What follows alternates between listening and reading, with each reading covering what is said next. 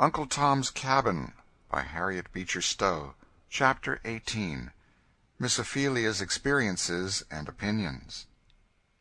Our friend Tom, in his own simple musings, often compared his more fortunate lot, in the bondage into which he was cast, with that of Joseph in Egypt; and, in fact, as time went on, and he developed more and more under the eye of his master, the strength of the parallel increased.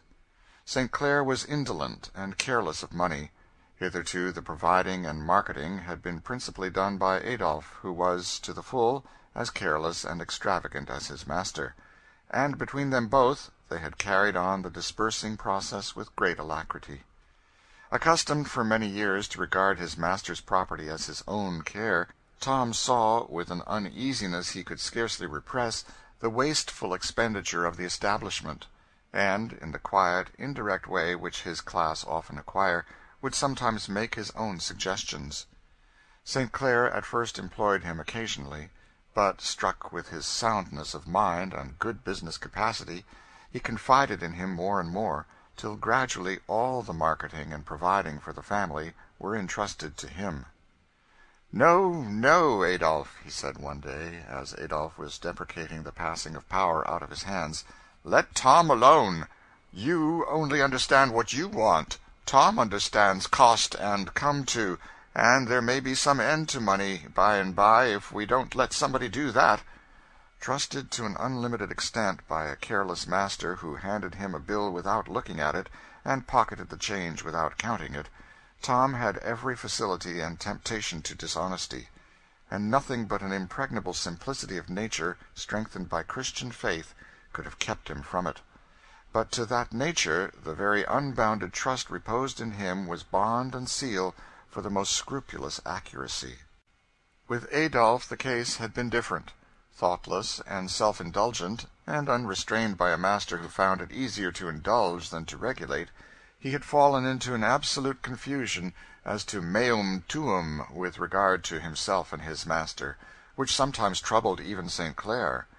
His own good sense taught him that such a training of his servants was unjust and dangerous.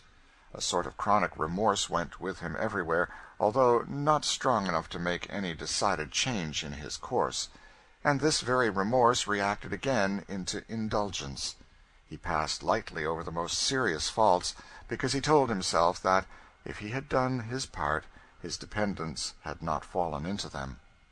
Tom regarded his gay, airy, handsome young master with an odd mixture of fealty, reverence, and fatherly solicitude. That he never read the Bible, never went to church, that he jested and made free with any and everything that came in the way of his wit, that he spent his Sunday evenings at the opera or theater, that he went to wine parties and clubs and suppers oftener than was at all expedient, were all things that Tom could see as plainly as anybody, and on which he based a conviction that "Massa wasn't a Christian," a conviction, however, which he would have been very slow to express to anyone else, but on which he founded many prayers, in his own simple fashion, when he was by himself in his little dormitory. Not that Tom had not his own way of speaking his mind occasionally, with something of the tact often observable in his class. As, for example, the very day after the Sabbath we have described, St. Clair was invited out to a convivial party of choice spirits, and was helped home, between 1 and 2 o'clock at night, in a condition when the physical had decidedly attained the upper hand of the intellectual. Tom and Adolphe assisted to get him composed for the night, the latter in high spirits, evidently regarding the matter as a good joke, and laughing heartily at the rusticity of Tom's horror, who really was simple enough to lie awake most of the rest of the night praying for his young master. "Well, Tom, what are you waiting for?" said St. Clair the next day, as he sat in his library in dressing-gown and slippers. St. Clair had just been entrusting Tom with some money and various commissions. "Isn't all right there, Tom?" he added, as Tom still stood waiting. "I'm afraid not, massa," said Tom, with a grave voice. St. Clair laid down his paper, and set down his coffee-cup, and looked at Tom. "Why, Tom, what's the case? You look as solemn as a coffin." "I feel very bad, massa. I allus have thought that massa would be good to everybody." "Well, Tom, haven't I been? Come now, what do you want?" There's something you haven't got, I suppose, and this is the preface. Massa allus been good to me. I haven't nothing to complain of on that head, but there is one that Massa isn't good to. Why, Tom, what's got into you? Speak out. What do you mean? Last night, between 1 and 2, I thought so. I studied upon the matter then. Massa isn't good to himself. Tom said this with his back to his master and his hand on the door-knob. St. Clair felt his face flush crimson, but he laughed. "Oh, that's all, is it?" he said gaily. "All?" said Tom, turning suddenly round and falling on his knees. "Oh, my dear young master, I'm afraid it will be loss of all body and soul. The good book says, 'It biteth like a serpent and stingeth like an adder,' my dear massa." Tom's voice choked, and the tears ran down his cheeks. "You poor silly fool," said St. Clair, with tears in his own eyes. "Get up, Tom. I'm not worth crying over." But Tom wouldn't rise, and looked imploringly. "Well, I won't go to any more of their cursed nonsense, Tom," said St. Clair. "On my honor, I won't. I don't know why I haven't stopped long ago. I've always despised it, and myself for it. So, now, Tom, wipe up your eyes, and go about your errands. Come, come," he added, "no blessings. I'm not so wonderfully good now," he said, as he gently pushed Tom to the door. "There, I'll pledge my honor to you, Tom, you don't see me so again," he said, and Tom went off, wiping his eyes with great satisfaction. "I'll keep my faith with him, too," said St. Clair as he closed the door. And St. Clair did so, for gross sensualism in any form was not the peculiar temptation of his nature. But all this time who shall detail the tribulations manifold of our friend Miss Ophelia, who had begun the labors of a Southern housekeeper? There is all the difference in the world in the servants of Southern establishments, according to the character and capacity of the mistresses who have brought them up. South, as well as North, there are women who have an extraordinary talent for command and tact in educating. Such are enabled, with apparent ease, and without severity, to subject to their will, and bring into harmonious and systematic order, the various members of their small estate, to regulate their peculiarities, and to balance and compensate the deficiencies of one by the excess of another, as to produce a harmonious and orderly system. Such a housekeeper was Mrs. Shelby, whom we have already described, and such our readers may remember to have met with. If they are not common at the South, it is because they are not common in the world. They are to be found there as often as anywhere, and, when existing, find in that peculiar state of society a brilliant opportunity to exhibit their domestic talent. Such a housekeeper Marie St. Clair was not, nor her mother before her. Indolent and childish, unsystematic and improvident, it was not to be expected that servants trained under her care should not be so likewise, and she had very justly described to Miss Ophelia the state of confusion she would find in the family, though she had not ascribed it to the proper cause. The first morning of her regency Miss Ophelia was up at 4 o'clock, and having attended to all the adjustments of her own chamber, as she had done ever since she came there, to the great amazement of the chambermaid, she prepared for a vigorous onslaught on the cupboards and closets of the establishment, of which she had the keys. The storeroom, the linen presses, the china closet, the kitchen and the cellar, that day all went under an awful review. Hidden things of darkness were brought to light to an extent that alarmed all the principalities and powers of kitchen and chamber, and caused many wonderings and murmurings about "dese yere northern ladies" from the domestic cabinet. Old Dinah, the head cook, and principal of all rule and authority in the kitchen department, was filled with wrath at what she considered an invasion of privilege. No feudal baron in Magna Carta times could have more thoroughly resented some incursion of the crown. Dinah was a character in her own way, and it would be injustice to her memory not to give the reader a little idea of her. She was a native and essential cook, as much as Aunt Chloe, cooking being an indigenous talent of the African race. But Chloe was a trained and methodical one, who moved in an orderly domestic harness, while Dinah was a self-taught genius, and, like geniuses in general, was positive, opinionated, and erratic to the last degree. Like a certain class of modern philosophers, Dinah perfectly scorned logic and reason in every shape, and always took refuge in intuitive certainty, and here she was perfectly impregnable. No possible amount of talent, or authority, or explanation could ever make her believe that any other way was better than her own, or that the course she had pursued in the smallest matter could be in the least modified. This had been a conceded point with her old mistress, Marie's mother, and Miss Marie, as Dinah always called her young mistress, even after her marriage found it easier to submit than contend, and so Dinah had ruled supreme.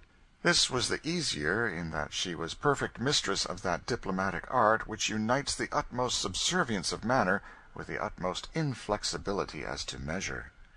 Dinah was mistress of the whole art and mystery of excuse-making, in all its branches. Indeed, it was an axiom with her that the cook can do no wrong, and a cook in a Southern kitchen finds abundance of heads and shoulders on which to lay off every sin and frailty, so as to maintain her own immaculateness entire. If any part of the dinner was a failure, there were 50 indisputably good reasons for it, and it was the fault undeniably of 50 other people, whom Dinah berated with unsparing zeal. But it was very seldom that there was any failure in Dinah's last results. Though her mode of doing everything was peculiarly meandering and circuitous, and without any sort of calculation as to time and place, though her kitchen generally looked as if it had been arranged by a hurricane blowing through it, and she had about as many places for each cooking utensil as there were days in the year, yet, if one would have patience to wait her own good time, up would come her dinner in perfect order, and in a style of preparation with which an epicure could find no fault. It was now the season of incipient preparation for dinner. Dinah, who required large intervals of reflection and repose, and was studious of ease in all her arrangements, was seated on the kitchen floor, smoking a short stumpy pipe, to which she was much addicted, and which she always kindled up as a sort of censer whenever she felt the need of an inspiration in her arrangements. It was Dinah's mode of invoking the domestic muses. Seated around her were various members of that rising race with which a Southern household abounds, engaged in shelling peas, peeling potatoes, picking pin-feathers out of fowls, and other preparatory arrangements, Dinah every once in a while interrupting her meditations to give a poke or a rap on the head to some of the young operators, with the pudding-stick that lay by her side. In fact, Dinah ruled over the woolly heads of the younger members with a rod of iron, and seemed to consider them born for no earthly purpose but to save her steps, as she phrased it. It was the spirit of the system under which she had grown up, and she carried it out to its full extent. Miss Ophelia, after passing on her reformatory tour through all the other parts of the establishment, now entered the kitchen. Dinah had heard, from various sources, what was going on, and resolved to stand on defensive and conservative ground, mentally determined to oppose and ignore every new measure without any actual observable contest. The kitchen was a large brick-floored apartment, with a great old-fashioned fireplace stretching along one side of it, an arrangement which St. Clair had vainly tried to persuade Dinah to exchange for the convenience of a modern cook-stove. Not she, no Puseyite. Note, Edward Bouverie Pusey, 1800 to 1888, champion of the orthodoxy of revealed religion, defender of the Oxford movement, and Requiescat professor of Hebrew and Canon of Christ Church, Oxford. Not she, no Puseyite or conservative of any school, was ever more inflexibly attached to time-honored inconveniences than Dinah. When St. Clair had first returned from the North, impressed with the system and order of his uncle's kitchen arrangements, he had largely provided his own with an array of cupboards, drawers, and various apparatus to induce systematic regulation, under the sanguine illusion that it would be of any possible assistance to Dinah in her arrangements. He might as well have provided them for a squirrel or a magpie. The more drawers and closets there were, the more hiding-holes could Dinah make for the accommodation of old rags, hair-combs, old shoes, ribbons, cast-off artificial flowers, and other articles of vertu wherein her soul delighted. When Miss Ophelia entered the kitchen, Dinah did not rise, but smoked on in sublime tranquillity, regarding her movements obliquely out of the corner of her eye, but apparently intent only on the operations around her. Miss Ophelia commenced opening a set of drawers. "What is this drawer for, Dinah?" she said. "It's handy for most anything, missus," said Dinah. So it appeared to be. From the variety it contained, Miss Ophelia pulled out first a fine damask tablecloth stained with blood, having evidently been used to envelop some raw meat. "What's this, Dinah? You don't wrap up meat in your mistress's best tablecloths?" "Oh, Lord, missus, no! The towels was all a-missing, so I just did it. I laid out to wash that's why I put it there."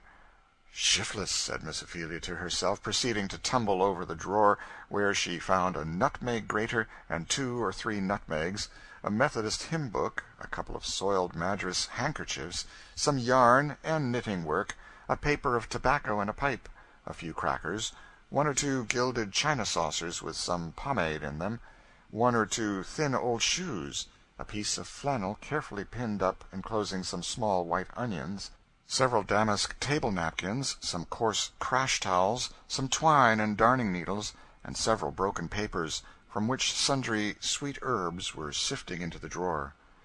"Where do you keep your nutmegs, Dinah?" said Miss Ophelia, with the air of one who prayed for patience. "Most anywhere, missus. There's some in that cracked teacup up there, and there's some over in that ar cupboard." "Here are some in the grater," said Miss Ophelia, holding them up. "Laws, yes, I put 'em there this morning. I likes to keep my things handy," said Dinah. "You, Jake, what are you stopping for? You'll cotch it. Be still there," she added, with a dive of her stick at the criminal. "What's this?" said Miss Ophelia, holding up the saucer of pomade. "Law, it's my grease. I put it there to have it handy." "Do you use your mistress's best saucers for that?" "Law, it was 'cause I was driv in sich a hurry. I was gwine to change it this very day." "Here are 2 damask table napkins." "Them table napkins I put there to get 'em washed out some day." "Don't you have some place here on purpose for things to be washed?" "Well, Massa St. Clair got dat ar chest, he said, for dat. But I likes to mix up biscuits and have my things on it some days, and then it ain't handy a lifting up the lid." "Why don't you mix your biscuits on the pastry table there?" "Law, miss, it gets sot so full of dishes, and one thing and another, and there ain't no room no way." "But you should wash your dishes and clear them away." "Wash my dishes!" said Dinah, in a high key, as her wrath began to rise over her habitual respect of manner. "What does ladies know about work, I want to know? When'd master ever get his dinner if I was to spend all my time a-washing and putting up dishes? Miss Marie never telled me so, nohow." "Well, here are these onions." "Laws, yes," said Dinah. "There is where I put 'em now. I couldn't remember. Them's particular onions I was a-savin' for dis yar very stew. I'd forgot dey was in dat ar old flannel." Miss Ophelia lifted out the sifting papers of sweet herbs. "I wish missus wouldn't touch them. I likes to keep my things where I knows where to go to 'em," said Dinah, rather decidedly. "But you don't want these holes in the papers?"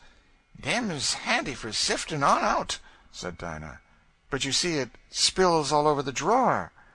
"Laws, yes. If missus will go a-tumbling things all up so, it will. Missus has spilt lots dat ar way," said Dinah, coming uneasily to the drawers. "If missus only will go upstairs till my clarin' up time comes, I'll have everything right, but I can't do nothing when ladies is round a-hinderin'." "You, Sam, don't you give the baby dat ar sugar bowl. I'll crack you over if you don't mind." "I'm going through the kitchen, and going to put everything in order once, Dinah, and then I'll expect you to keep it so." "Lor, now, Miss Phelia, dat ar ain't no way for ladies to do. I never did see ladies doing no sich. My old missus nor Miss Marie never did, and I don't see no kinder need on't." And Dinah stalked indignantly about, while Miss Ophelia piled and sorted dishes, emptied dozens of scattering bowls of sugar into one receptacle, sorted napkins, tablecloths, and towels for washing, washing, wiping, and arranging with her own hands, and with a speed and alacrity which perfectly amazed Dinah. "Lord, now, if dat are de way dem Northern ladies do, dey ain't ladies nohow," she said to some of her satellites when at a safe hearing distance. "I has things as straight as anybody, when my clarin' up times comes, but I don't want ladies round a henderin' and getting my things all where I can't find 'em." To do Dinah justice, she had, at irregular periods, paroxysms of reformation and arrangement, which she called "clarin' up times," when she would begin with great zeal, and turn every drawer and closet wrong side outward, onto the floor or tables, and make the ordinary confusion sevenfold more confounded. Then she would light her pipe, and leisurely go over her arrangements, looking things over and discoursing upon them, making all the young fry scour most vigorously on the tin things, and keeping up for several hours a most energetic state of confusion, which she would explain to the satisfaction of all inquirers by the remark that she was a "clarin' up." She couldn't have things a-gwine on so as they had been, and she was gwine to make these yare young ones keep better order. For Dinah herself, somehow, indulged the illusion that she, herself, was the soul of order, and it was only the young uns and the everybody else in the house that were the cause of anything that fell short of perfection in this respect. When all the tins were scoured, and the tables scrubbed snowy white, and everything that could offend tucked out of sight in holes and corners, Dinah would dress herself up in a smart dress, clean apron, and high, brilliant Madras turban, and tell all marauding young uns to keep out of the kitchen, for she was gwine to have things kept nice. Indeed, these periodic seasons were often an inconvenience to the whole household, for Dinah would contract such an immoderate attachment to her scoured tin as to insist upon it that it shouldn't be used again for any possible purpose, at least till the ardor of the "clarin' up" period abated. Miss Ophelia, in a few days, thoroughly reformed every department of the house to a systematic pattern, but her labors in all departments that depended on the cooperation of servants were like those of Sisyphus or Danaïdes. In despair she one day appealed to St. Clair. "There is no such thing as getting anything like a system in this family." "To be sure there isn't," said St. Clair. "Such shiftless management, such waste, such confusion, I never saw." "I dare say you didn't." "You would not take it so coolly if you were housekeeper." "My dear cousin, you may as well understand, once for all, that we masters are divided into two classes, oppressors and oppressed. We who are good-natured and hate severity make up our minds to a good deal of inconvenience. If we will keep a shambling, loose, untaught set in the community for our convenience, why, we must take the consequence. Some rare cases I have seen, of persons who, by a peculiar tact, can produce order and system without severity, but I'm not one of them, and so I made up my mind long ago to let things go just as they do. I will not have the poor devils thrashed and cut to pieces, and they know it, and of course they know the staff is in their own hands." "But to have no time, no place, no order, all going on in this shiftless way." "My dear Vermont, you natives up by the North Pole set an extravagant value on time. What on earth is the use of time to a fellow who has twice as much of it as he knows what to do with? As to order and system, where there is nothing to be done but to lounge on the sofa and read, an hour sooner or later in breakfast or dinner isn't of much account. Now, there's Dinah gets you a capital dinner, soup, ragout, roast fowl, dessert, ice creams and all, and she creates it all out of chaos and old night down there in that kitchen. I think it really sublime, the way she manages. But heaven bless us, if we are to go down there and view all the smoking and squatting about, and hurry-scurriation of the preparatory process, we should never eat more. My good cousin, absolve yourself from that. It's more than a Catholic penance, and does no more good. You'll only lose your own temper and utterly confound Dinah. Let her go her own way." "But, Augustine, you don't know how I found things." "Don't I? Don't I know that the rolling pin is under her bed, and the nutmeg grater in her pocket with her tobacco? That there are 65 different sugar bowls, one in every hole in the house? that she washes dishes with a dinner napkin one day and with a fragment of an old petticoat the next. But the upshot is, she gets up glorious dinners, makes superb coffee, and you must judge her as warriors and statesmen are judged, by her success. But the waste, the expense. Oh, well, lock everything you can and keep the keys. Give out by driblets, and never inquire for odds and ends. It isn't best. That troubles me, Augustine. I can't help feeling as if these servants were not strictly honest. Are you sure they can be relied on? Augustine laughed immoderately at the grave and anxious face with which Miss Ophelia propounded the question. "Oh, cousin, that's too good. Honest? As if that's a thing to be expected. Honest? Why, of course they aren't. Why should they be? What upon earth is to make them so? Why don't you instruct?" "Instruct? Oh, fiddlestick! What instructing do you think I should do? I look like it. As to Marie, she has spirit enough, to be sure, to kill off a whole plantation, if I'd let her manage, but she wouldn't get the cheatery out of them. Are there no honest ones?" "Well, now and then one whom nature makes so impractically simple, truthful, and faithful that the worst possible influence can't destroy it. But you see, from the mother's breast the colored child feels and sees that there are none but underhand ways open to it. It can get along no other way with its parents, its mistress, its young master and missy playfellows. Cunning and deception become necessary, inevitable habits. It isn't fair to expect anything else of him. He ought not to be punished for it. As to honesty, the slave is kept in that dependent, semi-childish state that there is no making him realize the rights of property, or feel that his master's goods are not his own, if he can get them. For my part, I don't see how they can be honest. Such a fellow as Tom here is a moral miracle." "And what becomes of their souls?" said Miss Ophelia. "That isn't my affair, as I know of," said St. Clair. "I am only dealing in facts of the present life. The fact is, that the whole race are pretty generally understood to be turned over to the devil for our benefit, in this world, however it may turn out in another." "This is perfectly horrible," said Miss Ophelia. "You ought to be ashamed of yourselves." "I don't know as I am. We are in pretty good company for all that," said St. Clair, "as people in the broad road generally are. Look at the high and the low, all the world over, and it's the same story. The lower class used up, body, soul, and spirit, for the good of the upper.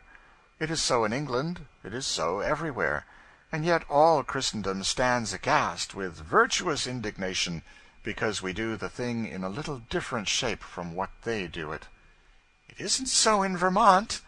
"Ah, well, in New England and in the Free States you have the better of us, I grant. But there's the bell, so, cousin, let us for a while lay aside our sectional prejudices and come out to dinner." As Miss Ophelia was in the kitchen, in the latter part of the afternoon, some of the Sable children called out, "La sakes, dar's Prue a-comin', grantin' along, like she allers does." A tall, bony colored woman now entered the kitchen, bearing on her head a basket of rusks and hot rolls. "Ho, Prue, you come," said Dinah. Prue had a peculiar scowling expression of countenance, and a sullen, grumbling voice. She set down her basket, squatted herself down, and, resting her elbows on her knees, said, "Oh, Lord, I wisht I's dead." "Why do you wish you were dead?" said Miss Ophelia. "I'd be out of my misery," said the woman gruffly, without taking her eyes from the floor. "What need you getting drunk, then, and cutting up, Prue?" said a spruce quadroon chambermaid, dangling as she spoke a pair of coral eardrops. The woman looked at her with a sour, surly glance.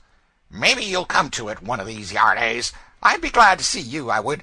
Then you'll be glad of a drop like me to forget your misery."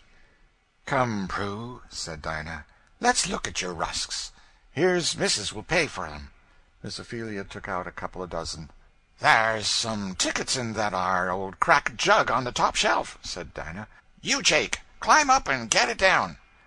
"Tickets? What are they for?" said Miss Ophelia. "We buy tickets of her massa, and she gives us bread for 'em." and they counts my money and tickets when I gets home to see if I's got the change, and if I hadn't, they half kills me." "And serves you right," said Jane, the pert chambermaid. "If you will take their money to get drunk on, that's what she does, missus." "And that's what I will do. I can't live no other ways. Drink and forget my misery."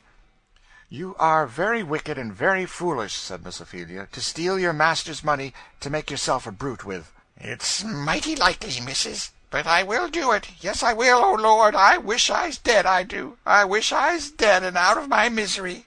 And slowly and stiffly the old creature rose and got her basket on her head again, and before she went out she looked at the quadroon girl, who still stood playing with her eardrops. "Ye think you're mighty fine with them, a frolicking and a tossin' your head and a looking down on everybody. Well, never mind. You may live to be a poor old cut-up critter like me. Hope to Lord you will, I do. Then see if you won't drink. Drink yourself into torment, and sarve ye right, too, ugh!" And with a malignant howl the woman left the room. "Disgusting old beast," said Adolphe, who was getting his master's shaving water. "If I was her master, I'd cut her up worse than she is." "Ye couldn't do that, no way," said Dinah. "Her back's a far sight now. She can't never get a dress together over it." "I think such low creatures ought not to be allowed to go round to genteel families," said Miss Jane. "What do you think, Mr. St. Clair?" she said, coquettishly tossing her head at Adolphe. It must be observed that, among other appropriations from his master's stock, Adolphe was in the habit of adopting his name and address, and that the style under which he moved among the colored circles of New Orleans was that of Mr. St. Clair. "I'm certainly of your opinion, Miss Benoit," said Adolphe. Benoit was the name of Marie St. Clair's family, and Jane was one of her servants. "Pray, Miss Benoit, may I be allowed to ask if those drops are for the ball to-morrow night? They are certainly bewitching." "I wonder now, Mr. St. Clair, what the impudence of you men will come to," said Jane, tossing her pretty head till the eardrops twinkled again. "I shan't dance with you for a whole evening if you go to asking me any more questions." "Oh, you couldn't be so cruel, now. I was just dying to know whether you would appear in your pink tarletan," said Adolphe. "What is it?" said Rosa, a bright, piquant little quadroon who came skipping downstairs at this moment. "Why, Mr. St. Clair's so impudent." "On my honor," said Adolphe, "I'll leave it to Miss Rosa now." "I know he's always a saucy creature," said Rosa, poising herself on one of her little feet, and looking maliciously at Adolphe. "He's always getting me so angry with him." "Oh, ladies, you will certainly break my heart between you," said Adolphe. "I shall be found dead in my bed some morning, and you'll have it to answer for." "Do hear the horrid creature talk," said both ladies, laughing immoderately. "Come, clear out, you. I can't have you cluttering up the kitchen," said Dinah. "In my way, fooling round here." "Aunt Dinah's glum because she can't go to the ball," said Rosa. "Don't want none of your light-colored balls," said Dinah. "Cutting round, making believe you's white folks. After all, you's niggers, much as I am." "Aunt Dinah greases her wool stiff every day to make it lie straight," said Jane.